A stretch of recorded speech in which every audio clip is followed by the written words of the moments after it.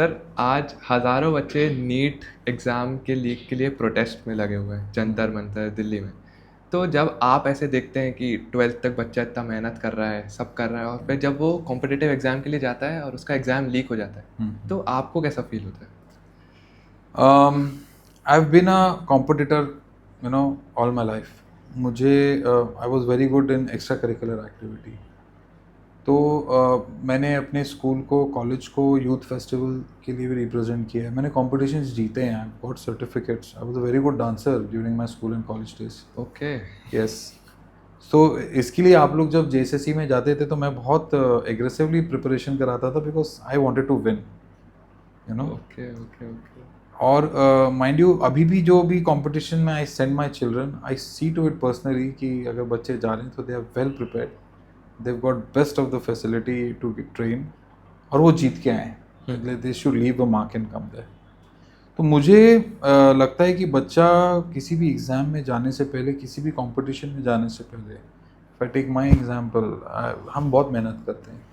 एक बच्चा बहुत मेहनत डालता है, बट कुछ लोगों के कारण, कुछ मिसक्रिएंट्स के कारण जो विद इन द सिस्टम है, वो उसका गलत फ़ायदा उठा के इन जैसे सीरियस बच्चों का, मैं कहूँ सारे बच्चे सीरियस होते हैं, उनका बहुत नुकसान करते हैं. तो मेरे ख्याल में गवर्नमेंट इस पे स्टेप्स तो ले रही है. उन्होंने कुछ अरेस्ट भी किए हैं. They are on it. But as I said, we are in ChatGPT age. We don't have patience. Kids don't have patience. They want results No. now. They will not wait for the inquiry to happen. They will not wait for that lag or for that justice to come. Time नहीं है. Everything फटाफट चाहिए. So you're waiting for the resignation direct of the education minister. Yeah, morally, I think a person should take a call. I'm no one to suggest, but I feel that if something has gone wrong, the person responsible should take responsibility.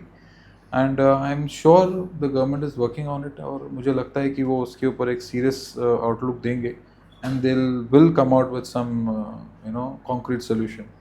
But I think yes, the government should take initiative because a child puts in a lot to prepare.